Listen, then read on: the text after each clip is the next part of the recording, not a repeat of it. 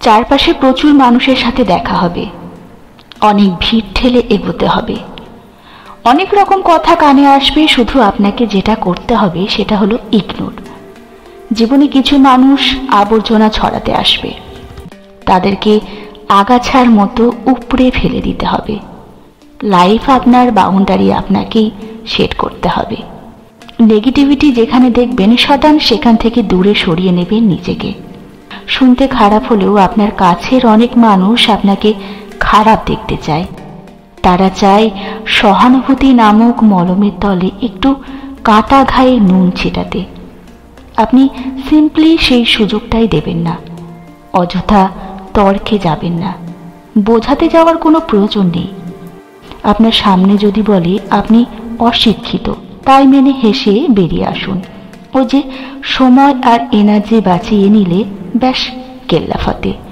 যে যা বলছে শুনে নিন, আর মুচকি হেসে শিরদাঁড়া সোজা করে নিজের সিদ্ধান্তটা নিজেই নিন। যারা নিজের সিদ্ধান্ত নিজে নিতে পারে তারা আসলে জীবন চেনে, বোঝে।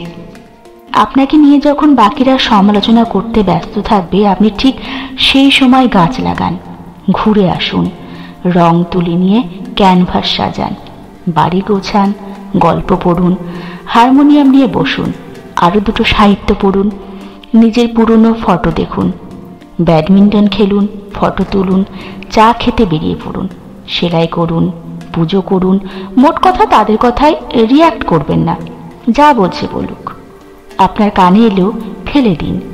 দিন শেষে আপনি জানেন আপনি কি, কেমন, আর এটাও জানেন যারা বলছে তারা আপনার কাছে জাস্ট ম্যাটার করে না। ঠিক এইটাই একটা বাউন্ডারি সেট করুন, একদম যাদের বা যার বুকে মিশে আপনি শ্বাস নেবেন, যার সামনে আপনি আয়নার মতো দাঁড়াতে স্বাচ্ছন্দ্য বোধ করেন, ঠিক তাদের কাছেই ওপেন আপ হন, তাদের কাছেই এক্সপ্লেন করুন, তাদের কাছেই ঝুঁকতে শিখুন।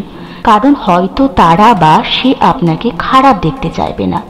বাদবাকি দুনিয়াকে মালা ঘোড়া করে ঝেড়ে ফেলে দিন। একটা কথা মাথায় রাখবেন, জীবন অনেক সুন্দর।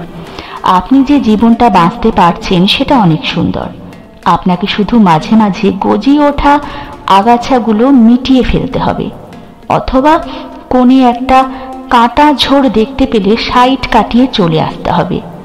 সব কিছুর উত্তর দিতে নেই, সব কিছুতেই রিয়্যাক্ট করতে নেই, সবাইকে বোঝানোর কোনো প্রয়োজন নেই। এগুলো বাদ না দিতে পারলে লসটা আপনারই।